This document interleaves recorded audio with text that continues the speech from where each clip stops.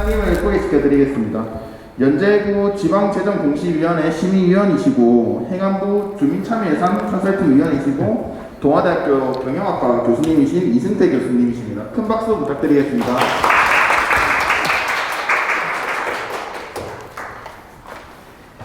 예, 안녕하세요. 조금 전에 소개받은 동아대 경영학과의 이승태라고 합니다. 예, 만나서 반갑습니다. 여러분하고 같이 거버넌스와 그리고 우리 청년 참여에 관한 얘기를 가지고 이제 이 자리에 섰고요. 보통 우리가 일상에서 여러 가지 문제들을 만나게 됩니다. 그러면 문제를 만나면 그 원인을 찾게 되죠. 그리고 그 원인을 토대로 해서 여러 가지 이제 해결 방안들을 모색을 하고 있습니다. 공공의 문제도 마찬가지인 것 같아요. 그래서 공공에서 나타나는 여러 가지 문제들이 있고 이 문제를 해결하기 위한 수단들을 강구를 하는데 그 문제 해결의 수단으로서 바로 이제 정책 개념을 정의를 할 수 있지 않을까 그렇게 생각이 듭니다. 이제 정책 제안을 하는 과정에서 보면 여러 가지 이제 주체들이 참여를 하게 되죠. 그러면 그 정책을 제안하는 과정에 참여 범위를 어떻게 고도화하고 유용할 것인가 하는 개념에서 이제 거버넌스가 또 정의가 되고 있습니다. 그래서 우리는 이 자리에 모인 것은 그 청년의 문제 또는 청년이 해결하고자 하는 문제, 청년이 제기하는 문제들에 대해서 이제 고민하는 시간들이고요. 그런 고민을 함께 한다는 의미에서 그 참여의 의의를 찾을 수 있지 않을까 그렇게 생각이 듭니다. 그래서 이번 시간을 통해서요. 청년으로서 정책에 참여하는 어떤 형성하는 과정을 같이 공유를 하고 또 참여를 모색하는 계기가 되기를 바라면서요. 이런 관점에서 한 3가지 정도의 이야기 주제를 가지고 왔습니다. 첫 번째는 우리가 이제 시작에 앞서서 이제 정책에 관한 얘기를 살펴보고자 합니다. 그 정책이 어떤 개념이고 또 정책이 갖고 있는 함의들, 의의들 그리고 형성 과정들을 한번 살펴보고요. 그리고 그 정책을 제안하는 과정에서 참여하는 주체들을 정의하는 거버넌스 문제로 넘어가고자 합니다. 이 거버넌스 역시도 우리가 이제 자주 접하는 개념입니다만 어떻게 이제 정의를 내리는지 그리고 거버넌스가 역사적인 어떤 과정을 거쳐서 배경을 갖고 등장하게 되었는가도 보고요. 또 우리가 이제 앞으로 진행할 어떤 여러 가지 거버넌스 상황에서 효과적으로 진행할 수 있는 전략에는 어떤 것이 있는가를 살펴보겠습니다. 그리고 마지막으로는 우리 본질적으로는 우리가 안고 있는 그런 문제들을 찾아서 해결 방안을 제시를 하는 것이다라고 했을 때 2가지 정도의 문제를 직면하지 않을까 생각이 듭니다. 그래서 이 2가지 문제를 올려놓고 같이 얘기하는 계기가 됐으면 하는 바람입니다. 첫 번째 우리가 이제 정책의 문제를 놓고 얘기를 할 때요. 여러분들에게 이제 정책의 개념이 뭔가, 정책하면 떠오르는 단어가 무엇입니까? 라고 한번 이제 여쭤보면 아마 많은 답변을 하실 것 같아요.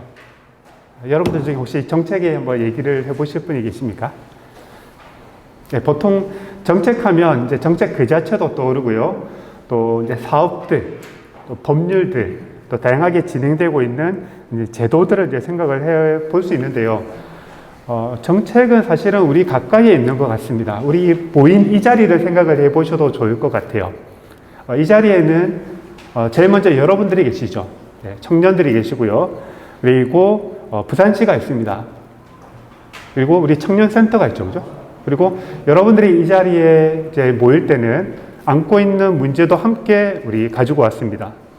그리고 그 문제들을 어떻게 해결할 것인가에 대한 아이디어들도 나름대로 가지고 있지 않을까 생각이 들어요. 그리고 모여서 함께 이제 모색을 하는 거죠. 그럼 그런 과정의 최종적인 그 결과물이 바로 사업으로 진행이 되기도 하고 프로그램이 만들어지기도 하고요. 지속 가능성을 담보하기 위한 제도로서 또는 법률로서 조례로서 제정되기도 합니다. 이러한 전체적인 관점에서 보면 여러분들과 그리고 부산시 그리고 해결해야 될 과제들 그 결과물들로 만들어져 있는 여러 가지 사업들 이 모든 것들을 아울러서 우리는 정책이라고 얘기를 할 수 있지 않을까 그런 생각이 듭니다. 정책을 한마디로 정의하기는 상당히 어려운 부분이 있습니다. 그래서 여러분들이 만약에 이제 정책을 이렇게 사전적 의미로 찾아보면 이 정책에 대해서 이제 주장하는 사람에 따라서 여러 가지 얘기를 할 수가 있는데요. 가장 많이 이제 보통 인용이 되고 있는 얘기를 제가 한번 가져왔습니다. 그래서 보통은 정책 목표가 있어요. 이제 정책은 지향점이 있습니다. 해결하고자 하는 이제 분명한 목적이 있는데 그것을 보통 이제 정책 목표라고 하고 있죠. 그래서 큰 범위로 얘기를 하자면 바람직한 사회 상태를 만드는 것이 하나의 이제 정책 목표라고 볼 수 있고요. 그러면 그 정책 목표를 구체적으로 만들어가는 주체는 누구인가? 바로 행정이죠, 사실은. 부산시라고 볼 수 있습니다. 그래서 그 부산시에서 권위 있는 기관으로서 공식적인 여러 가지 과정들, 절차를 만들어내고요. 그 과정들의 결과물로서 마지막 이제 정책이 만들어지는 것입니다. 그래서 우리가 이제 보통은 이 정책을 얘기를 할 때는 분명한 정책 목표가 있고 그 정책을 만들어가는 주체가 분명히 드러나고요. 그리고 그 주체가 실현하고자 하는 여러 가지 과정들이 있고요. 그리고 그 과정의 절차상 어떤 공식적 그리고 합리적인 수단들이 존재를 하고 있다고 볼 수 있습니다.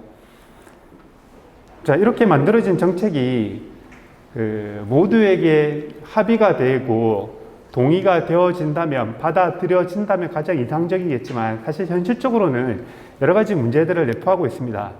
가장 대표적인 것은 바로 어떤 정책이 만들어졌을 때 다수에 의해서 공통적인 신념으로 받아지는가인 거죠. 한 예를 한번 들어볼까요? 여러분들 몇 년 전에 이제 코로나가 갑자기 이렇게 등장을 하면서 가게들에서 소비가 많이 위축이 되었었죠. 그래서 위축된 소비를 어떻게 하면 부양할 것인가라는 이제 고민하는 과정에서 정부가 이제 하나의 안을 냈습니다. 바로 이제 긴급재난지원금이었죠.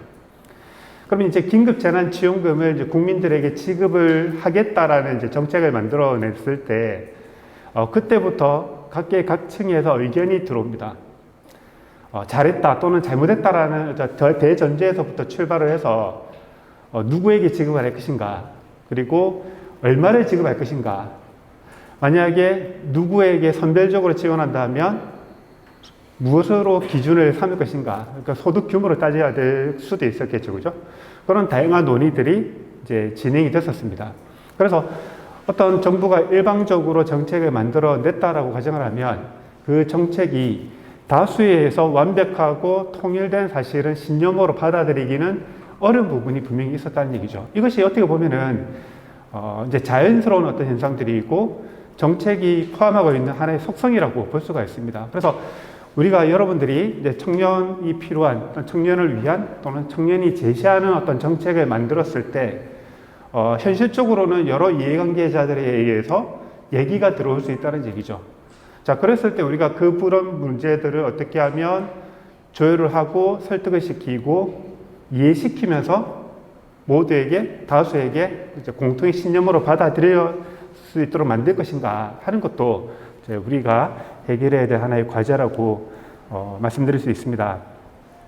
그래서 정책을 만들어냈을 때 그 정책을 하나의 수단으로 여기는 이제 정치적 이해관계를 갖고 있는 사람들에 따라서 그 정당성은 좀 달라질 수 있는 그런 상황이 있다는 얘기죠. 여러분들은 어떻습니까? 그 긴급재난지원금이 지급이 된다라고 했을 때요, 가장 중요한 문제는 이제 시급성이었었죠. 빨리 지원이 되어야 되는 상황입니다. 물론 이제 소득 규모에 따라서 선별 지원하는 것도 하나의 방안이었었지만 문제는 그 선별 지원하는 그 과정도 오래 걸리거니와 그 나름대로 또 비용이 지불되는 문제가 있었습니다. 그래서 각계각층의 이해관계자들이 모여서 이제 나름의 합의를 본 것이 그런 거 따질 시간이 없다, 그죠?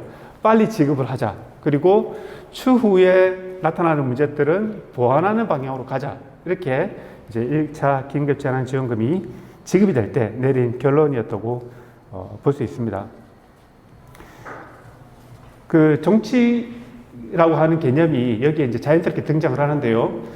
정책이 만들어지고 그 정책이 결정되는 과정에는 이제 정치가 필연적으로 도입이 될 수밖에 없는 상황이라고 볼 수가 있는 것이죠. 그러면 그런 정책을 만들 때 정치의 문제는요, 어떤 정치인만 두고 얘기를 할 수 있는 것이 아닙니다. 바로 우리가 여기 모여 있는 모두와 다 관련이 있는 그런 부분이라고 말씀을 드릴 수가 있죠. 와이모와 그 바이닝이요, 아까 우리 바람직한 사회 문제를 만들어낸다라는 얘기에 대해서 조금 더 확장을 하면서 등장을 했었는데요. 도대체 바람직한 사회가 뭐냐 했을 때, 그 사회 안정성을 확보한다든가 또는 인간의 존엄성을 확보하는 쪽으로 얘기를 만들어냈었습니다. 그러면서 어떤 전제를 이제 깔았냐면, 정책을 수행하다 보면 아까처럼 정책에 대해서 동의하는 사람도 있고 반대하는 사람이 있을 수 있는데, 그런 다양한 요구들을 투입하는 것이 필요하다. 그래서 이제 정치적인 정당이 될 수도 있고요, 그 정책과 관련된 이익 단체가 될 수도 있고 여론이 될 수도 있고요, 또 여러 시민 단체가 등장을 할 수도 있습니다. 그런데 말씀드렸던 것처럼 정책이 필요한 이전 단계인 문제를 제기하는 과정에서조차도 어떤 정치적인 이유가 도입이 되고요, 정치적인 유불리 또는 참여 여부 이런 것이 많이 갈라질 수도 있는 것이죠. 그래서 우리 이제 청년으로서 정책을 만들어가는 과정에서 여러분들 꼭 하나 생각을 해주셨으면 하는 바람이, 이 정치적인 속성은요, 그때그때의 이해관계자들의 어떤 크기에 따라서 또는 분포에 따라서 결정이 많이 된다고 보시면 돼요. 자, 우리가 보통 이해관계자 이렇게 만들어 보는 겁니다. 그럼 이해관계자들이 가장 많이 분포하고 있는 쪽이 있겠죠. 그 이해관계자들의 분포에 의해서 그 정책 과정에 영향을 받는다라고 볼 수 있습니다. 저는 개인적으로 지금의 시기가 가장 좋은 시기가 아닐까 생각이 듭니다. 그래서 여러분들의 의견을 많이 들어준다는 얘기죠. 역설적으로 여러분들의 의견을 들어줄 수밖에 없는 것이 바로 이제 여러분들의 고민이 가장 큰 시기에 지금 살고 있다고 볼 수 있는 것이죠. 그래서 지금 이해관계자의 어떤 분포로서 정책 결정에 영향을 미칠 수 있는 이제 주체로서 여러분들이 가장 큰 힘을 가지고 있다라고 생각을 해주시면서, 그러면 어떻게 하면 여러분들의 의견이 발휘가 될 수 있는가는요, 바로 참여에 달려 있는 것이죠. 그렇죠? 누군가 목소리를 내고자 할 때 그 사람들이 얼마나 많이 모였는가를 많이 봅니다. 이게 이제 하나의 분포라고 볼 수 있는 것이죠. 그래서 문제를 정의하고 선택하는 과정에도 고도의 정치 과정이 필요하지만, 그 청년 문제를 놓고 고민을 하는 과정에 있어서는 여러분들 당사자의 힘들, 그리고 여러분들을 도와주고자 하는 관료들의 일단 지지, 그리고 어떤 시민사회의 협력들, 이런 것들을 토대로 정책이 만들어진다고 볼 수 있겠습니다. 아마도 그 정책을 만들어가는 과정을 이제 경험을 해보면요, 우리는 이제 우리는 단순히 우리는 정책을 만든다라고 생각을 하지만, 현실의 정책과 실제로 실현되는 정책에 또 보면 이제 격차가 나타날 수 있고요, 또 정책을 만드는 과정에서 다양한 논쟁들이 벌어진다는 것도 경험을 해볼 수 있지 않을까 생각이 듭니다. 우리가 이렇게 여러분들이 모여 계시는데요, 사실은 보통 갈등은 어디서 발생이 된다고 여러분들 얘기를 할 수 있습니까? 혼자 있을 때는 갈등은 잘 없죠. 예, 여러분들에게도 모이니까 갈등이 생기는 겁니다.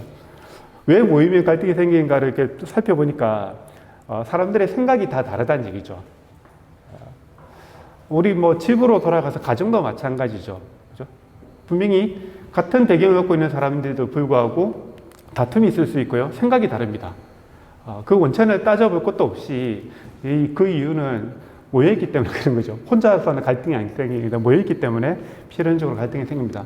그래서 우리는 서로 인정을 해야 될 부분이, 우리 청년센터에서 어떤 정책을 앞으로 만들어가는 과정에서 항상 여러분들이 어떤 인정을 해 주셨으면 하는 바람이 뭐냐, 첫 번째는 우리 사람들의 생각은 다르다 하는 것이고요, 또 하나는 그럼에도 불구하고 개인들이 갖고 있는 신념들이 동일한 부분이 있을 수 있어요. 그걸 보통 이제 비공식 제도라고 얘기를 하는데, 그런 공통으로 갖고 있는 신념들을 찾아보는 것도 필요합니다. 서로 다른 생각을 갖고 있지만 그 속에서 공통이 갖고 있는 신념은 뭘까를 좀 찾아보는 것이고요. 또 아까 말씀드렸던 외부의 어떤 비정치적인 과정들, 그런 것들을 생각을 하면서 하나하나의 정책을 만들어 가셨으면 좋겠다 하는 생각이 많이 들어요. 그래서 정책 자체는요, 하늘에서 쑥 떨어졌다기보다는 우리가 모이고 서로 고민을 나누고 그걸 공론화하고 그 공론화된 문제를 설계하고요, 또 집행하는 과정에서 다양한 영역들의 어떤 생각들이 들어오게 되고 갈등이 생기기도 하면서 만들어지는 하나의 이제 산물이라고 보시면 되고요. 그 정책은 결국 참여자들의 어떤 생각들, 그리고 공통화된 비공식적인 제도들, 그리고 정치적인 여러 과정들을 통해서 만들어지는 어떤 산물이다. 그리고 그런 위치에 있을 수밖에 없다라는 것을 이해를 해 주셨으면 좋겠어요. 여러분들이 아마 이제 청년센터에서 여러 분임 회의를 해보실 거기도 하고요. 또 그 속에서 아마 나름대로의 생각을 많이 느껴보셨을 것 같아요. 다 같은 생각 갖고 있지는 않죠. 그죠? 그러면서 이제 자연스럽게 생각이 다르다는 걸 느낄 수도 있고, 그 다르다는 생각을 어떻게 해결해 나가는가, 내가 이 모임을 그대로 있어도 될까, 그냥 이렇게 된 거 그냥 뛰쳐나갈까, 이런 고민을 할 수도 있습니다. 또 아마 그런 분이 계실 수도 있겠죠. 그죠?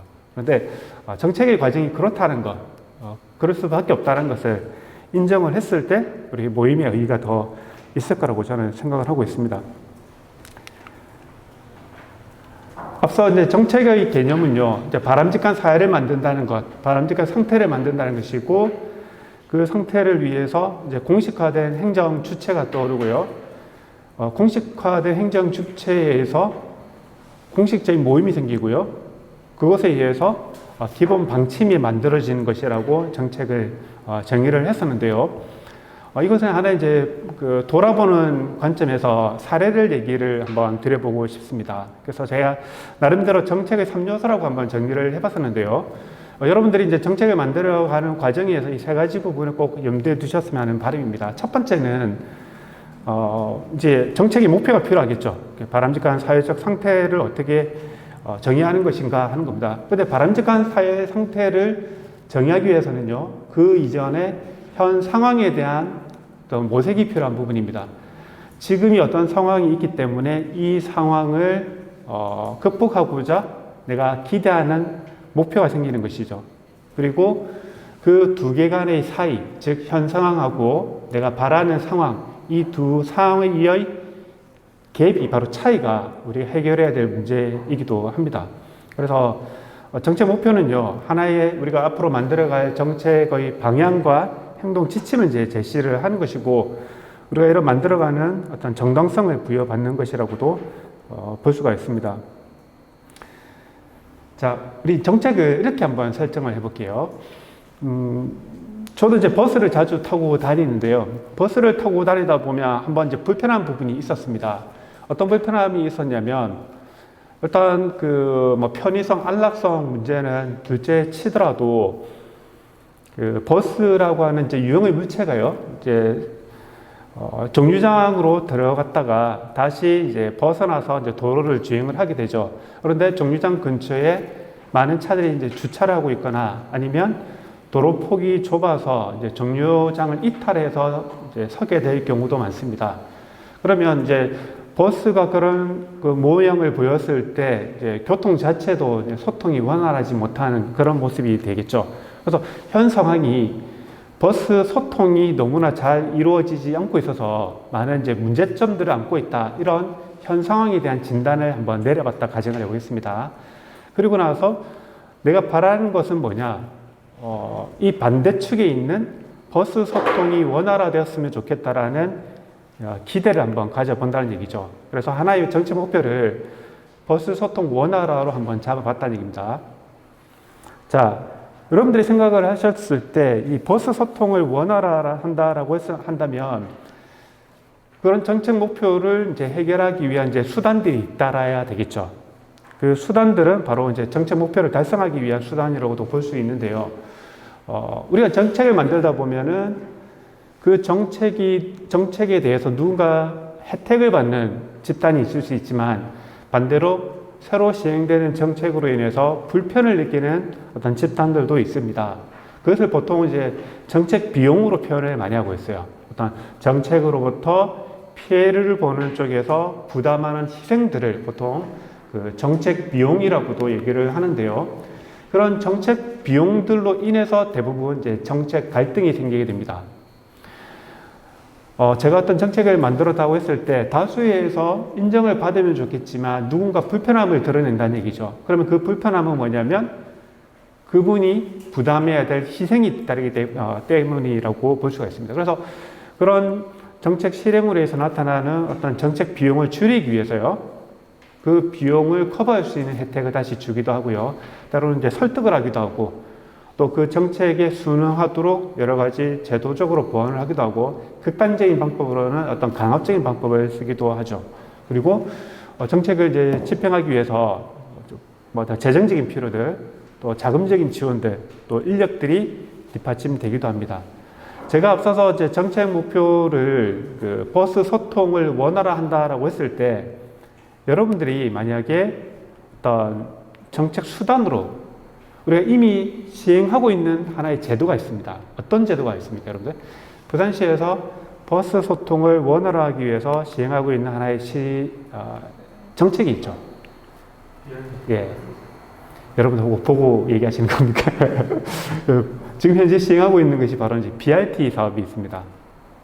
예. 제가 이거 찾아보니까 번역이 상당히 어렵던데요. 간선 급행 버스 체계 이렇게도 얘기하고 중앙버스 전용 차로라고도 얘기를 하고 있습니다. 그래서 이런 BRT 사업을 제시를 하고 있죠. 근데 이 BRT 사업이 처음에 이제 시행이 됐었을 때, 극렬한 어떤 갈등이 생겼었습니다. 그게 이제 2018년도 정도 되는데, 이 공사 시행에 대해서 이제 이해관계 있는 당사자들이 이제 반대를 많이 했었죠. 그리고 이것에 대해서 동의하는 어떤 집단들도 생겨났었습니다. 그래서 급기야 이 정책이 중단되기 이르렀었죠.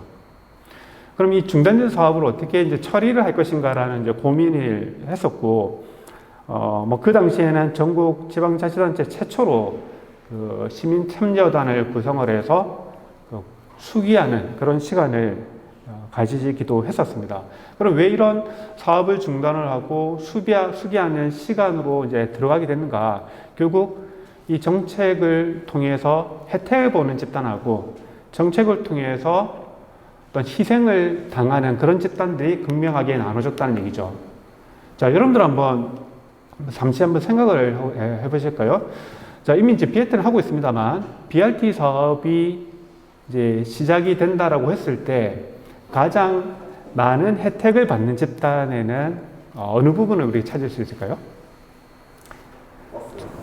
네, 버스 회사가 있을 수 있고, 또 개인적으로는 버스 승객입니다. 저도 이제 버스를 자주 타고 다닙니다만, 사실 이제 BRT 자체로는요, 제가 혜택을 많이 보고 있습니다. 그래서 과거처럼 버스가 정류장에 들어갔다가 나왔다 하는 어떤 고난도의 운전 기술들을 몸소 체험을 하지 않아도 되는, 그리고 상대적으로 빠르게 달리는 것 같은 어떤 그런 느낌을 갖고 있죠. 그리고 상대적으로 시간이 어느 정도 이제 확보가 되니까, 정시 출발하는 시간이 확보되다 보니까 버스 회사가 가장 많은 혜택을 받고 있다라고 또 얘기를 알려져 있습니다. 그럼 이에 비해서요, 희생을 당하는 쪽도 있겠죠. 그죠? 어떤 쪽에서 희생을 많이 강요받고 있습니까? 예. 지금 지하상가에 계시는 분도 얘기하시고 자가용 몰고 계시는 분도 계시는데요. 저는 이제 버스를 주로 탑니다만 때로는 자가용을 몰 때도 있어요. 그럼 자가용을 몰 때는 아무래도 좁아진 차로 때문에 불편을 한 번씩 느낄 때도 있죠. 그리고 생각보다 우리 서면이나 남포동을 통과할 때 예전에 비해서 시간이 많이 걸리기도 합니다. 그래서 많은 사람들이 그런 부분에 대해서 이제 불편을 호소하기도 하죠. 그리고 아까 어느 분께서 하신 것처럼 이제 지하 상가뿐만 아니라 사실은 육성에 있는 상가들도 불편을 많이 해소할 수 있습니다. 과거에는 버스 정류장이 인도 쪽에 있을 때는 그 기다리는 사람들이 그래도 쇼핑을 할 때가 있었거든요. 그 기다리는 시간도. 그리고 그 상점의 광고 효과도 나름대로 있었습니다. 그런데 이제는 정류장이 가운데로 오면서 사람들은 전부 다 건널목을 건너서 가운데로 가는 것이죠. 설령 내가 물건을 살 것이 있다 하더라도 습관적으로 버스를 타기 위해서 중앙으로 가는 그런 현상들이 나타나고 있습니다. 그래서 지하상가뿐만 아니라 육상에 있는 상가들조차도 어떤 희생을 당하는 그런 부분이 있다는 얘기죠. 이러한 어떤 극렬한 갈등 속에서 이제 공사가 이제 중단이 됐었고, 이 부분을 해결하기 위해서 수기라는 과정을 이제 등장을 시킨 거죠. 어떻게 보면은 우리 정책 과정에서 보면 순서가 거꾸로 된 거였었죠. BRT라는 사업을 시작을 하기 위해서 어떤 누군가 문제를 제기하고요, 현 상황에 대한 불편함을 얘기하고요, 그리고 공론화를 거치면서 그 과정에서 어떤 이 정책을 통해 혜택을 받을 수 있는 집단하고, 그 다음에 비용을 지불해야 되는 집단들, 이 부분들의 의견을 충분히 들어가면서 이제 사업이 진행이 되면 좋겠지만, 결과적으로 보면은 중단되는 그런 상황을 맞이를 했었습니다. 우리는 여기서 그 정책 비용 집단에 좀 사실 좀 집중을 할 필요가 있지 않나 생각이 들어요. 그러면 정책이 없다가 정책이 생겼을 때 희생을 당하는 쪽에 대해서 우리가 어떤 대책을 내놓을 것인가도 같이 고민을 할 필요가 있는 것이죠. 만약에 지하상가 상인들 또는 육상상가 상인들이 이 정책이 시행이 되면서 어떤 희생을 당한다. 그럼 그 희생을 보상할 수 있는 제도적인 마련도 필요하다는 얘기죠. 그것이 또 다른 정책으로 또 등장을 할 수가 있는 겁니다. 저는 이 자료를 준비해서 그런 생각이 잠시 들더라고요. 만약에 육상에 있는 상인을 예를 들었을 때, 육상상가를 예를 들었을 때, 우리 시민들에게 그 상가와 관련된 정보가 노출이 안 되는 거죠. 상대적으로 노출이 당합니다. 그런 문제들을 어떻게 좀 제도적으로 보완을 해줄 수가 있을까 생각했을 때, 종료소 인근에 그 주변에 있는 육상상가의 이름들을 이렇게 노출을 시켜주거나, 아니면 모니터로서 보여주거나, 아니면 지하상가에 있는 상가들을 광고를 해주면서 어떤 노출이 덜 됨으로 나타나는 어떤 희생들을 좀 보완할 수 있는 그런 방안이 되지 않을까, 그런 생각도 해봤어요. 그래서 어떤 제도가 우리가 만들어지고 정책을 만들어진다 했을 때요, 누구에게 혜택이 될까, 또 그거에 못지않게 꼭 생각을 해보셔야 될 것이 정책으로 인해서 희생을 당하는 집단은 어딜까도 여러분들 꼭 염두를 해 두셨으면 하는 그런 바람입니다. 그래서 우리가 정책을 만들 때요, 분명한 정책을 목표를 생각하시되 현 상황과 그리고 바라는 바를 정확하게 얘기를 하면서 생각을 하시면서 정하시고, 그 다음에 어떤 수단을 강구를 할 것인가 하는 거죠. 그래서 목표 수단을 달성하기 위한 수단인데요, 수단에는 하나만 있을 수는 없겠죠. 앞서 버스 소통을 원활화하는 방안들의 이제 최종적인 결과물로서 이제 BRT가 도입이 되기도 하는데, BRT 사업만 아마 생각을 하진 않을 수도 있습니다. 여러 가지 아이디어를 내고 이 아이디어 중에 최고의 방안들을 같이 모색하는 것도 꼭 이제 해야 될 절차 중에 하나라고 볼 수 있습니다. 그러니까 뭐 우리가 수기 과정을 거쳤다라고 했었는데요, 보통 한 64일 동안의 수기 과정을 거쳤다고 해요. 그래서 시민 참여단이 참여하고요, 교육도 거치고 공청회도 거치고 또 설문조사도 거치면서 과반수가 조금 넘는 시민들이 이제 동의하는 걸로 해서 BRT 사업이 계속 진행이 되고 있는 거죠. 이제 곧 서면에서 이제 사상 방면으로도 BRT 사업이 진행이 된다고 합니다. 그럼 여러분들 입장에서 보면은 지금까지 진행된 그 구간들에서 나타났던 어떤 그 정책으로 해서 희생되는 집단들, 그들이 갖고 있는 문제점들을 우리가 평가를 통해서 한류를 해보고 그걸 보완하는 또 새로운 사업이 계속 진행이 되어야 되겠죠.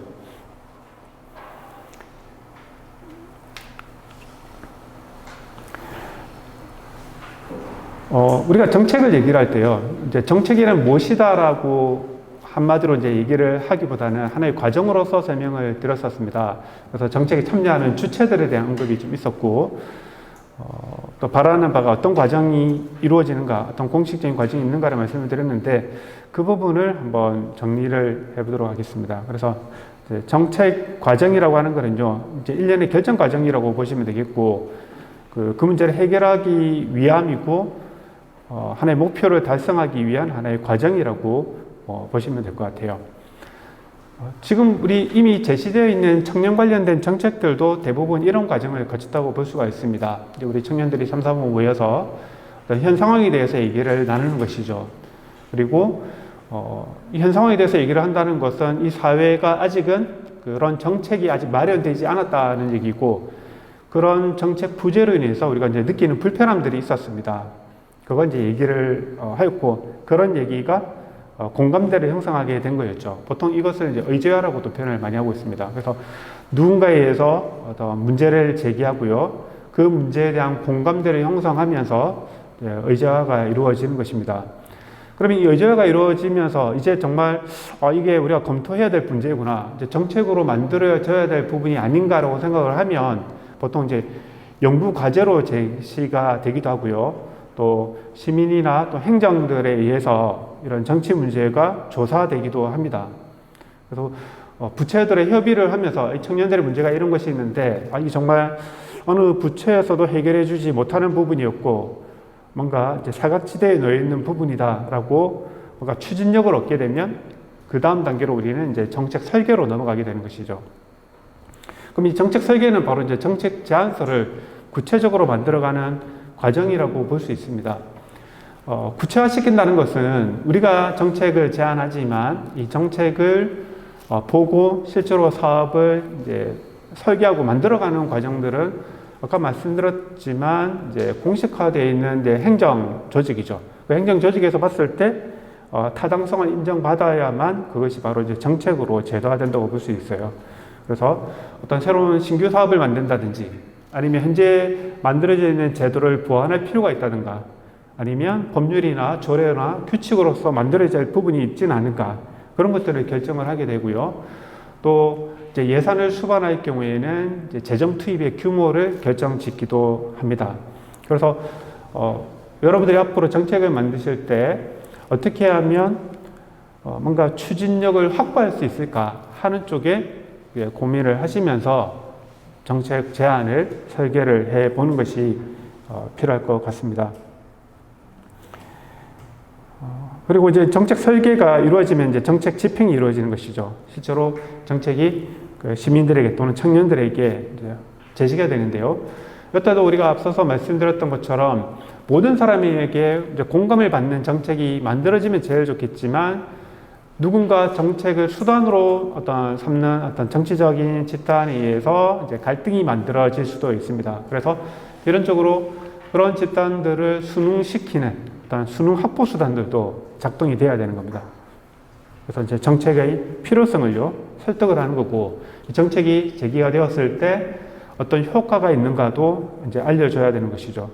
그리고 이제 정책이 이제 집행이 되고 나서 이제 결과물을 환류를 시키고요, 이제 연도별로 지속되도록 만드는 것도 필요합니다. 이런 제반 정책 과정에서 봤을 때 두 가지 부분을 우리가 한번 짚고 넘어가야 될 것 같습니다. 첫 번째는 문제 제기 단계하고 그 문제를 설계하는 정책 설계 부분입니다. 이 두 개가 연계가 되어 있어야 되는 얘기죠. 우리가 일상에서 느끼는 어떤 불편함들이 있습니다. 그런 불편함들을 수단으로서 정책을 만들게 되는데, 이런 수단과 목적과 수단이 동떨어져 있으면 설득하는 과정에서 효과를 발휘하기가 힘들겠죠. 그래서 우리가 안고 있는 문제가 무엇인가, 그리고 이 문제를 어떻게 수단으로서 정책을 설계해 나갈 것인가 할 때 이 두 부분을 항상 염두에 두고 살펴보셔야 되는 부분입니다. 또 하나는 어렵게 정책을 이제 만들어냈어요. 그러면 자칫하다가는 일회성으로 그칠 가능성도 있습니다. 그래서 어떤 지속 가능성을 담보하기 위해서라도, 즉 다음 내년, 내후년에도 계속 이러한 정책이 지속되도록 하기 위해서는 법률로서, 조례로서, 규칙으로서 보완되는 것도 필요하다는 얘기죠. 우리가 이제 청년기본법이라고 만드는 것도 어떤 법적인 근거를 만드는 것도 여기 있다고 볼 수 있는 거죠. 어떤 정치인의 어떤 목적에 따라서 좋아, 청년들을 위해서 어떤 정책을 만들어야 되지. 근데 이것이 회가 바뀌면서 사라지는, 유명무실되는 그런 것들을 막기 위해서라도 법으로 보완하고 제도화시키는 것이 반드시 필요하다는 얘기입니다. 정치적인 의사결정이 휘둘려서는 안 되겠죠. 그런 부분이 되지 않고 계속 영속될 수 있는 생명력을 확보하기 위해서라도 제도적인 보완 부분도 꼭 검토를 해 주시기 바랍니다. 우리가 제도 부분을 검토를 할 때 보면 보통 이제 정책 공론화 시키는 과정에서요, 현재 우리가 제기하는 그런 문제들을 보완하는 법이 있는가, 도와주는 규칙이 있는가를 살펴보게 되는데, 그런 규칙이 없거나 또는 그런 부분에 사각지대에 놓는 부분이 있다면 그것을 제도화하도록 법률로서 만드는 것도 꼭 필요하다는 그런 얘기를 드려보겠습니다.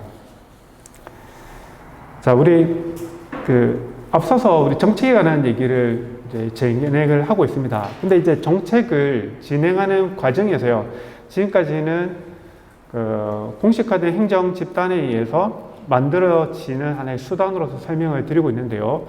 지금은 이제 정책의 어떤 참여에 주체들의 어떤 고도화가 이루어지고 있고, 또 다양한 주체들을 어디까지 포함시키는 걸까에 대한 논의를 많이 하고 있죠. 그런 개념에서 이제 거버넌스 개념이 등장을 한다고 볼 수 있습니다. 보통 이 거버넌스라는 개념은 우리가 지금 하는 어떤 정책 관련해서 나온 개념이만은 아닙니다. 제가 이제 경영학을 전공하고 있습니다만 경영학에서도 거버넌스라는 개념이 자주 회자가 되고 있어요. 최근에 여러분들 TV나 신문에서 자주 이제 들어보셨겠지만은 이제 ESG 얘기가 많이 나오고 있어요. 환경과 그다음에 기업의 사회적 책임, 그리고 맨 뒤에 붙어 있는 G가 바로 거버넌스죠. 물론 경영에서 말하는 거버넌스의 성격은 조금 다른 부분이 있습니다만 결국에는 기업을 구성하고 있는 여러 주체들의 의견이 한쪽에 소홀히 다루어지지 않도록 하는 것이 G라고 했을 때, 우리가 지금 이제 정책 관점에서 보는 G와 맥을 같이 하는 게 아닐까, 그런 생각이 듭니다. 그래서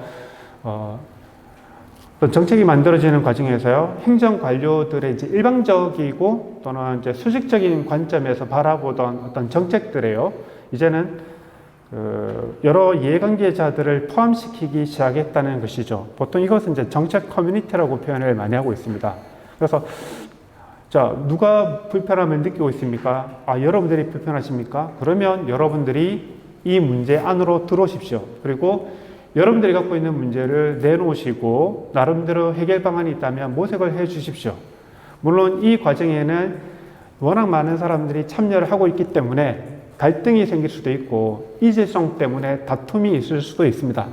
하지만 그럼에도 불구하고 상호 협의하고 집단적인 의사결정을 만들어 주시기를 바랍니다 하는 것이 바로 이제 거버넌스의 관점이라고 볼 수 있습니다. 만만치 않죠, 그죠? 그냥 어떻게 보면은 아주 유능한 공무원들이 고민을 해서 우리가 생각해내지 않았던 것까지도 문제를 찾아내서 모색을 해서 정책을 만들어주면 참 좋겠는데 우리를 끌어당깁니다.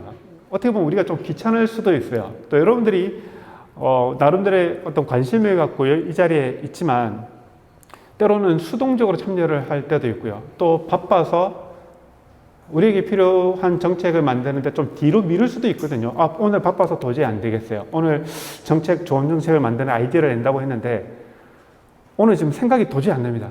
그래서 내 생각을 좀 접어두시고 여러분들 생각을 좀 많이 드러내셨으면 좋겠어요. 이렇게도 얘기를 할 수가 있습니다.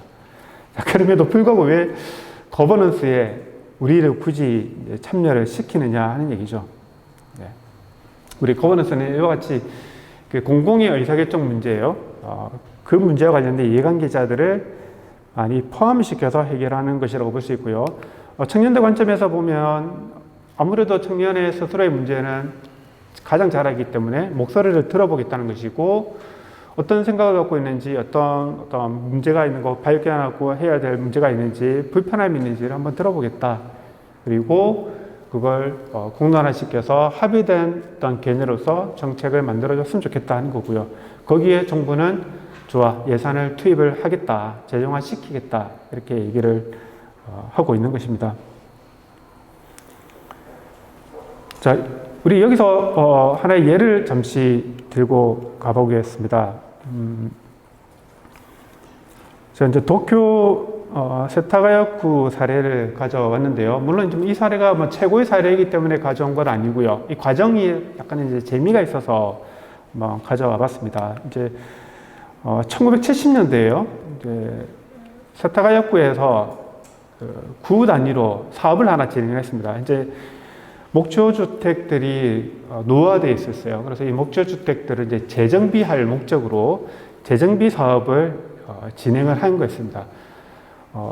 그런데 이제 개인의 문제로 돌아보면 조상대대로 내려오던 집들이 하루아침에 무너지는, 사라지는 그런 상황들이 있었고요. 그런 과정에서 주민들은 이제 격렬하게 이제 반대를 하기 시작합니다. 반대를 하다 보니까 이제 갈등이 이제 수해, 여러 해를 이제 이어지게 되는 것이죠.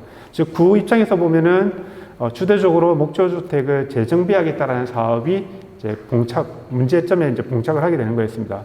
그래서 구는 어떻게 했냐면, 좋아, 여러분들에게 기회를 드리겠다. 여러분들이 원하는 사업안을 만들어 달라. 이렇게 얘기했습니다.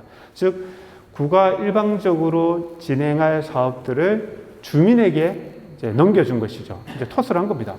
자, 주민들은 어떻게 하면 이제 정비를 할 것인가 이제 사업을 받아왔습니다. 그래서 이제 같이 고민을 하는 거예요. 근데 생각보다 만만치 않습니다. 왜냐하면 이 정비 사업에 대한 어떤 전문적인 견해도 부족하고요. 또 이제 나이가 많으신 분들이 있다 보니까 이 사업을 어떻게 처음부터 진행을 할 것인가에 대해서 어려움을 많이 느끼게 된 거죠. 그래서 이제 다시 주민들은요, 구에다가 우리끼리 하니까 너무 힘들다. 다시 전문가를 좀 파견해 달라라고 요청을 했습니다. 그래서 저 구에서는 그런 전문가 파견 요청을 이제 받아들이면서요. 그러면 주민들하고 그 전문가들이 이제 머리를 맞대서 하나의 사업을 만들어 오면, 그리고 주민들의 편의를 충족시킬 수 있는 사업을 만들어 오면 그 사업을 이제 수용을 해 주겠다. 이렇게 약속을 한 겁니다. 주민들은 이제 전문가들하고 머리를 맞대는 것이죠. 그리고 어떻게 하면 이제 우리 스스로에게 편의가 가져올 수 있는 사업을 만들어갈까 하는 것을 모색을 한 겁니다. 이것이 어떻게 보면은 이제 일본이 이제 마을 사업으로 약간 이제 그 다양한 사업들을 진행을 했었는데, 이제 주민자치 또는 주민 참여가 이제 본격적으로 시작되는 계기가 되었고요. 근데 주민들이 갖고 있는 역사성의 부족한 부분들을 채워나갈 수 있는 조직으로서 전문 지원 조직이 생겨나게 된 거였죠. 우리는 지금 이제 이런 부분이 일상화되어 있습니다. 예를 들어서 이제 부산 청년 정책 네트워크도 그렇고요. 지금 우리가 서 있는 부산 청년 센터도 그런 역할을 하고 있다고 볼 수 있는 것이죠. 그러니까 청년들이 필요한 부분들, 해결했으면 하는 바람들이 있고요. 그리고 그 바람들을 정책화하고 실천해 줄 수 있는 행정이 있습니다. 그럼 이 두 사이에 도와주는, 지원해주는 지원 조직으로서 이제 청년센터가 자리를 잡고 있는 것이죠. 그래서 이 청년센터에는 관료가고요. 또 여러분들이 참여를 하고 있습니다. 우리가 소대에서 말씀드렸던 것처럼 이 속에서 여러분들의 생각이 서로 나눠지고 모색하면서 정책들이 만들어지는 그런 과정이라고 볼 수가 있습니다.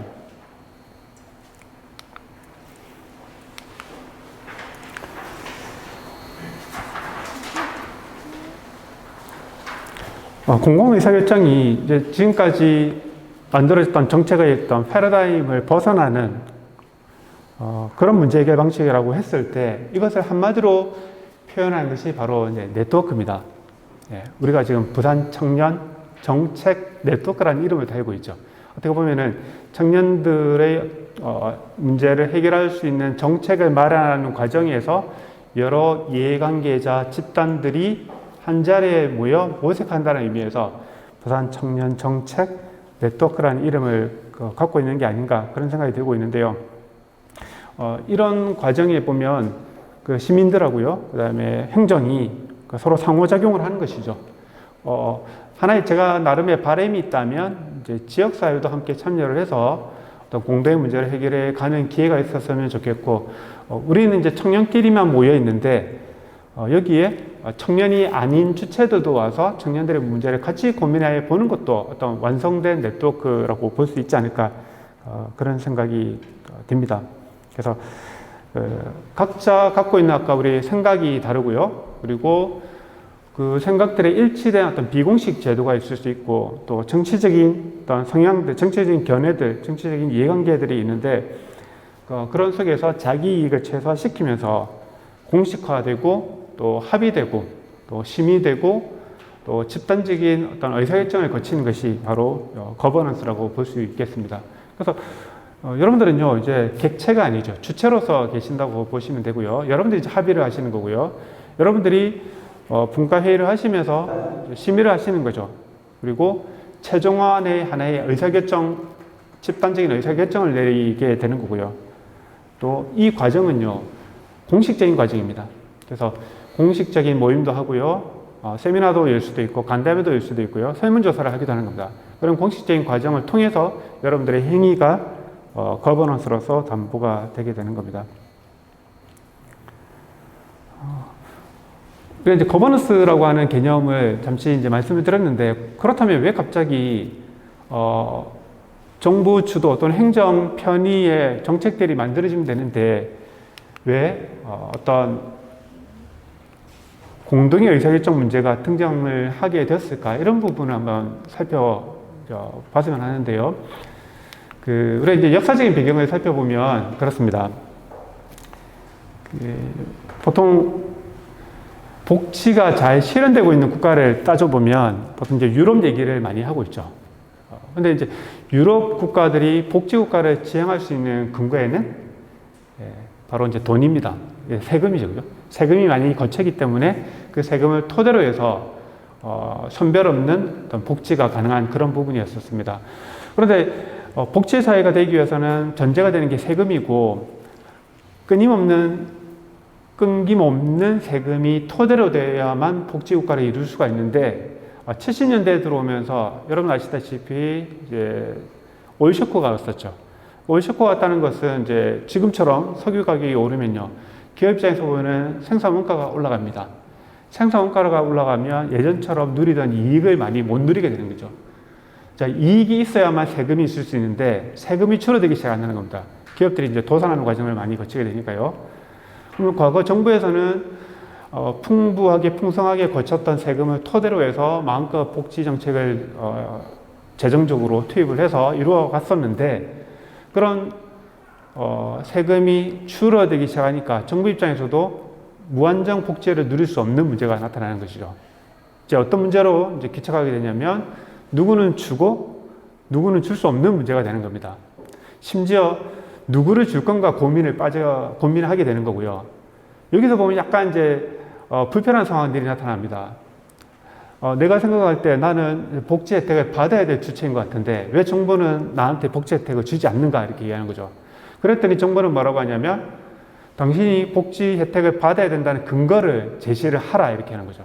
그러니까 여러분들도 어떤 제도적으로 지원을 받을 때 보면 신청서를 작성합니다. 사실 신청서를 작성하는 것이 그렇게 썩 편한 일은 아니죠.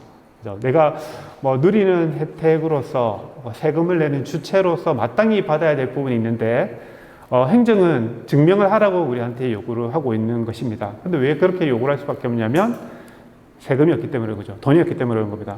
무한정 모든 사람에게 모든 혜택을 누릴 수 없는 그런 문제 때문에 이런 문제가 생기는 겁니다. 그래서 정부 입장에서도 보면 행정 입장에서 보면요. 누구는 주고 누구는 안 줄 건가를 선별하는 데 있어서 하나의 효율성 문제가 등장을 하기 시작한 겁니다.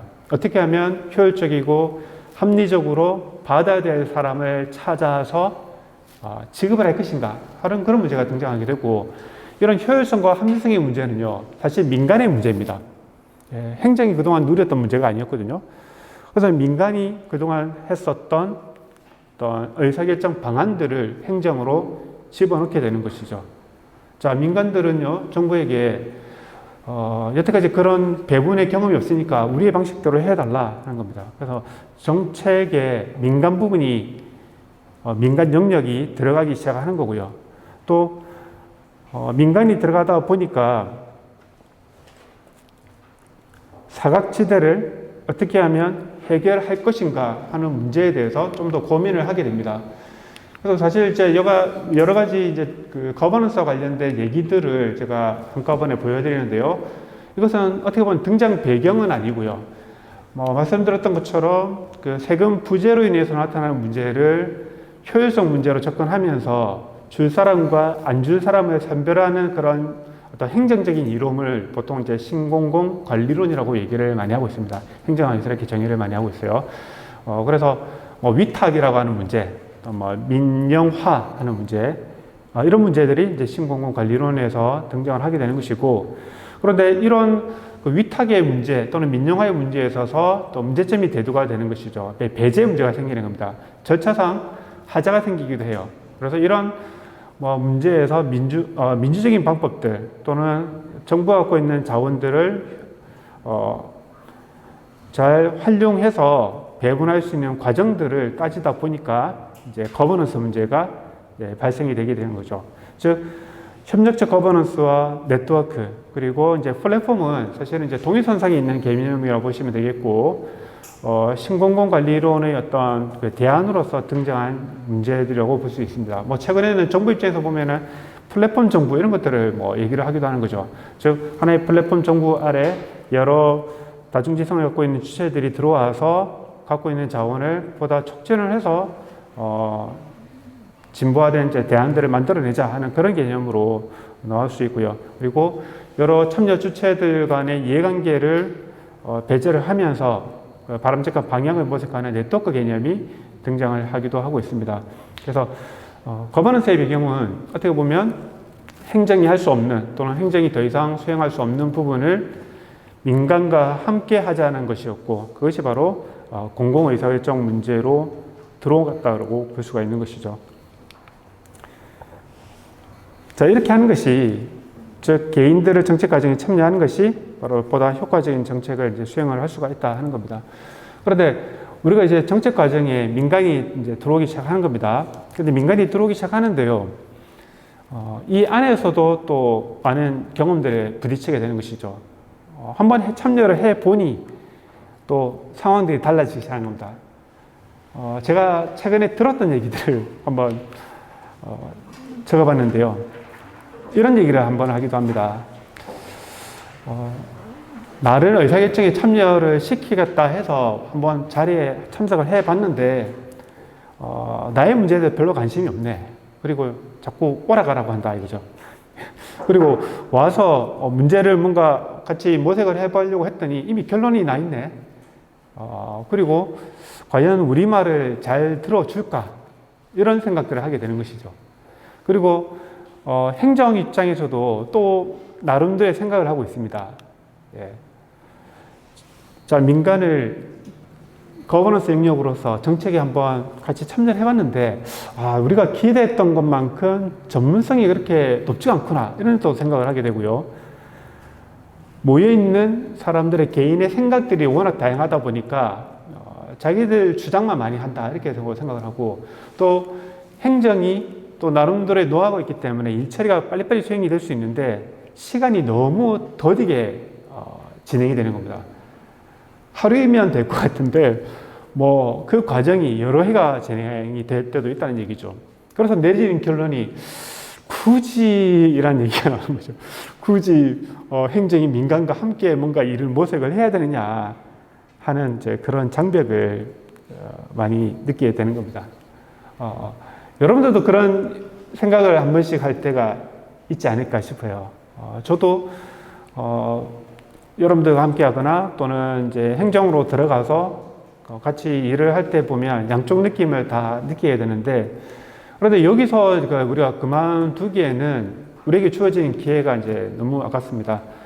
흔히들 그렇게 얘기를 하지 않습니까? 이제 갈등이 있을 때 갈등 그 자체가 이제 문제가 되는 것이 아니고, 갈등을 어떻게 해결하려고 하는 이제 노력이 있는가, 그것으로 보통 이제 평가를 해야 된다고도 얘기를 하고 있습니다. 자, 그런 관점에서 우리가 이제 성공적인 거버넌스를 수행한다라고 했을 때 어떻게 하면 성공적인 거버넌스를 수행할 수 있을까, 몇 가지 전략을 한번 준비를 해봤는데요. 첫 번째는 우리 부산 정책 네트워크 그리고 청년센터에 여러 가지 자원들이 갖춰져 있어야 됩니다. 그래야만 이 거버넌스가 성공을 할 수가 있어요. 이제 유형의 재화가 필요합니다. 이제 자금이 필요하고요. 이제 공간이 만들어져 있어야 됩니다. 그리고 이 공간 안에는 여러 장비들이 있죠. 여러분들 우리 주위를 살펴보면 그렇습니다. 그리고 이런 컴퓨터나 책과 같은 물적 자원들이 있어야 되고요. 그리고 어떤 무형의 재화들도 갖춰져 있어야 됩니다. 그래서 전문적인 지식들이 속에 있어야 되고요. 이제 일종의 플랫폼 역할을 하는 거고요. 기술이 있고, 그리고 우리 정책 문제들을 서로 토론할 수 있는 또는 획득할 수 있는 정보들이 여기 공유가 되어 있어야 됩니다. 사람들과 이제 조직과 또 연계하는 작업이 필요한데요. 이런 자원들이 연합을 해서 다양한 방식으로 결합이 되었을 때 가치 있는 어떤 결과물들이 탄생이 된다고 볼 수가 있습니다. 그래서 저는 하나 제안하기를 우리 청년센터가 또는 부산정책 네트워크가 갖고 있는 유형의 자원들하고 무형의 자원들이 있지 않습니까?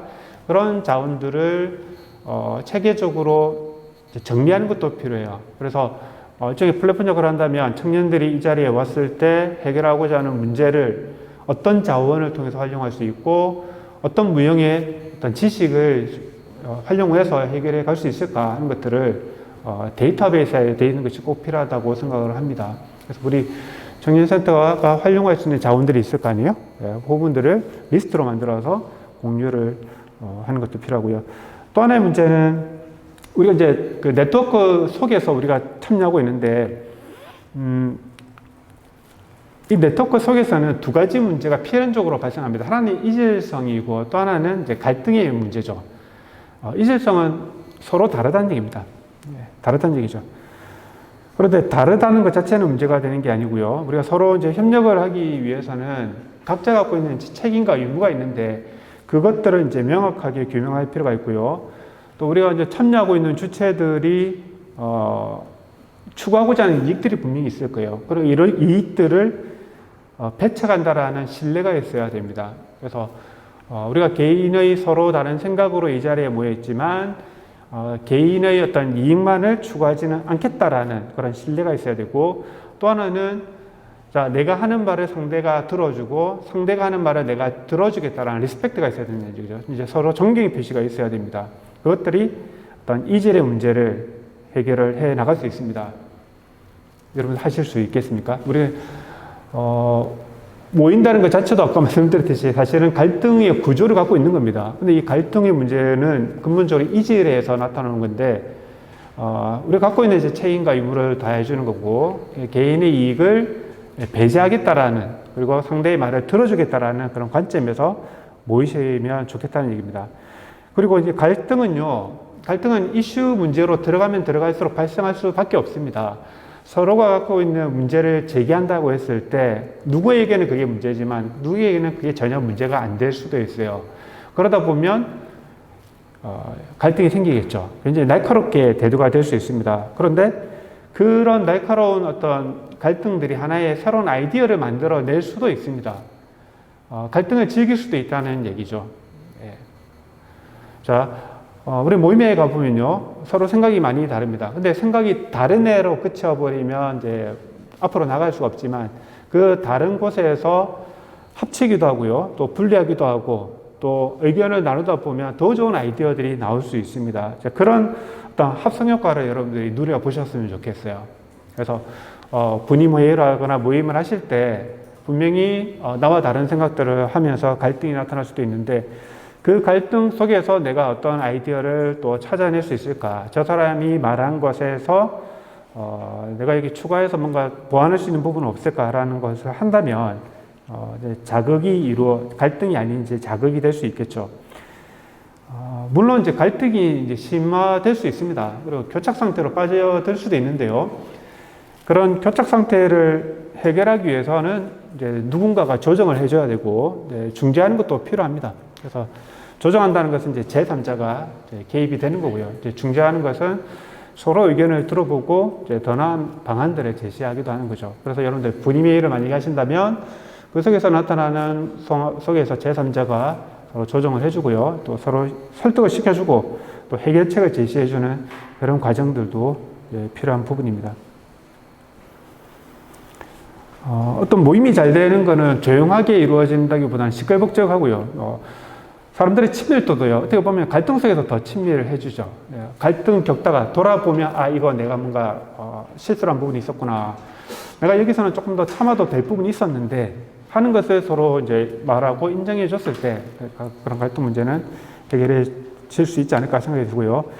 또 하나는 거버넌스가 성공하기 위해서는, 우리가 모여있는 청년센터가 성공하기 위해서는 이제 지역사회의 합의가 필요하고요, 지지가 필요합니다. 사실 쉽지 않은 문제죠. 왜냐하면 우리가 모인 이 모임에 대해서요, 마냥 신뢰해주고요, 협력해주는 문화가 생각보다 정착되어 있지 않습니다. 안타깝게도. 그래서 이런 부분들도 우리 파트너로 들어오도록 하는 그런 방안들도 이제 청년센터 관점에서 이 부분은 모색을 좀 해봐야 될 부분이 있겠죠. 그리고 이미 만들어져 있습니다만 그 상호작용을 촉진하는 겁니다. 우리 청년센터 이 자리에 만나는 기도 하고요. 자주 만나고요. 또 적절한 만남의 장소가 있다면 서로 추선도 해주고요. 또 우리가 하는 대화는 다 공식적인 자리라고 했을 때 회의록이나 대화 수준을 모니터링하는 것도 필요합니다. 그래서 얹고 있는 문제를 서로 이해하고요, 설득하고 우리 안에서 공론화시키고 또 이 문제에 대해서 해결할 수 있는 아이디어들도 발굴을 하고요. 이 아이디어는 하나가 나올 수 없겠죠. 여러 아이디어가 나올 수 있습니다. 그런 아이디어를 통해서 자신의 견해를 밝히고 그 견해에 대해서 평가를 받을 수 있는 것도 필요하고요. 또 나의 문제가 아니라 공동의 문제로 몰입하는 것도 필요하다고 볼 수 있습니다. 이 부분은 우리 그 센터장님의 역할이 또 중요한 부분이고 여기 계시는 매니저님들의 역할도 되게 중요한 부분입니다. 그래서 항상 우리 청년센터가 청년수련 네트워크 안에서 진행되는 어떤 프로그램들을 이제 보시면서 어떤 문제가 제대로 제기가 되고 또 하나의 문제로 받아들여지고 아이디어가 자유롭게 만들어지고 있는가를 항상 모니터링을 할 필요가 있어요. 그래서 그런 이제 아까 갈등 조정 역할로서 이제 퍼실테이팅 역할도 합니다만 네트워크를 관리하는 촉진자 역할로서도 이제 우리 매니저나 우리 센터장님들의 역할이 중요하다고 볼 수 있습니다.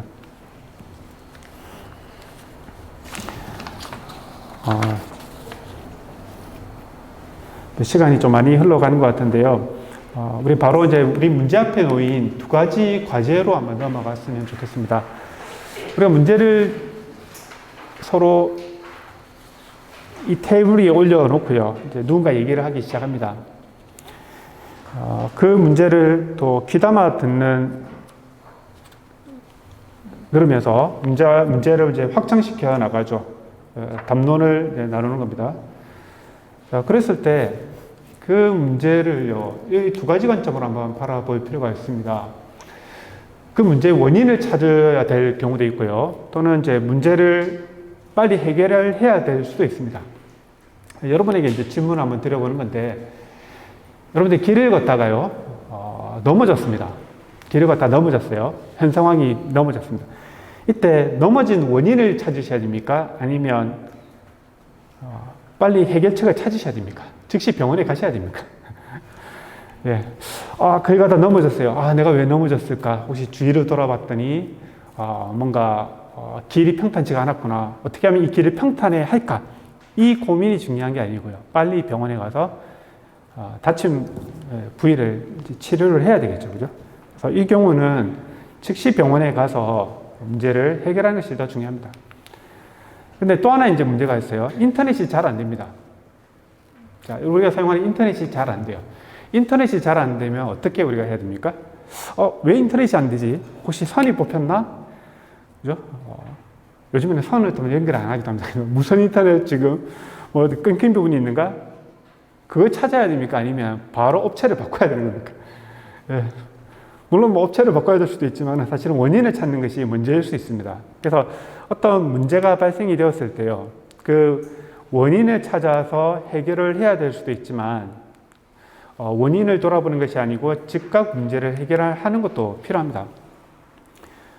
보통 이제 인과관계를 설명을 하거나요, 이제 설득을 해야 될 경우가 있어요. 우리가 정책을 만들다 보면 그럴 경우에는 그 문제의 원인을 좀 길게 설명을 할 수도 있습니다. 그래서 이제 왜 이런 문제가 나타난가를 설득해 가는 것이죠. 단점이라고 한다면은 그것으로 끝나는 경우가 있고요. 상당 부분은 원인을 찾으면 그 문제가 해결된 것으로 착각하는 경우도 있어요. 사실 원인을 찾으면 문제가 해결된 것으로 착각하는 전문가 집단이 사실 교수들이죠. 우리 교수님들은 직업적으로 막 원인을 많이 찾습니다. 근데 그걸로 끝나는 경우가 되게 많아요. 예. 근데 뭐 그런 부분도 있지만은 사실은 해결책을 결국에는 모색을 해야 되는 부분도 있죠. 그리고 원인보다는 결과를 보고 빨리빨리 문제를 해결해야 될 경우도 있습니다. 시간이 부족한 경우죠. 그리고 그 문제가 즉시 사라지는 경우도 있습니다. 그 더 큰 문제가 나타날 수도 있어요. 그럴 경우에는 원인을 찾는 것보다는 문제를 빨리빨리 해결을 하는 경우가 있습니다. 물론 단점도 있죠. 문제 본질이 중요할 경우에는 오류가 나타날 가능성도 있습니다. 제가 왜 이런 문제를 먼저 우리가 해결해야 될 문제로 제시를 하냐면, 예를 들어서 이제 지진이 이제 발생을 한다 이거죠. 그러면 그 지진에 대처하는 방법들은 이제 매뉴얼화되어 있습니다. 매뉴얼대로 움직이는 거죠. 그죠? 그것이 이제 가장 이제 이상적입니다. 근데 경우에 따라서는 매뉴얼대로 행동해서는 안 되는 경우가 나타날 수도 있다는 얘기예요. 매뉴얼은요, 사실은 원인을 분석을 해서 그 원인을 토대로 만들어낸 정책입니다. 그런데 현실로 돌아오면 그것이 적용이 안 되는 상황이 나타날 수도 있다는 얘기죠. 항상 우리는 이제 지진이 나타나면 책상 밑으로 들어가서 수분을 기다린 다음에 나오도록 매뉴얼화되어 있는데, 그렇게 했다가 오히려 더 큰 문제가 나타나는 사실은 이제 역사적인 경험들도 많이 있다는 얘기입니다. 그래서 우리가 청년들이 안고 있는 또는 청년이 제기하는 어떤 문제를 찾을 때요, 그 문제의 원인에 집중을 하는 것이 필요한가, 아니면 어떤 해결책이 더 중요한 부분인가 하는 것도 생각을 해 주셨으면 하는 바람이고요. 물론 청년이 직면하는 일자리나 또는 경력 부족에서 오는 두려움들도 있고요. 뭐 주거 또는 이제 기회 부분, 이런 문제들이 있을 때 어떤 담론을 나누면서 원인을 찾아가는 것도 필요하지만요, 한시가 급하기 때문에 정책을 즉각적으로 만들어가는 것도 필요하다는 얘기입니다. 그래서 힘의 균형이 필요한 거예요. 너무 원인을 찾는 쪽에만 이제 몰입하지 마시고 조금 더 문제 즉각적 또는 그 해결책을 모색하는 쪽에 시간을 더 많이 투입을 하는 것이 필요할 때도 있다는 말씀을 드리고요. 그리고 또 하나는 이 정책의 강도라고 볼 수 있는데요. 제가 이걸 준비하면서 이걸 말씀을 드려도 될까 말까 고민을 좀 했었습니다. 자, 우리 이제 매니저님 옆에 계시는데요. 매니저님을 움직이게 할 수 있는 힘, 예, 머릿속에서 떠오르시죠? 손가락으로 툭툭 눌러서는 움직이지 않으십니다. 제가 볼 때는요. 그죠?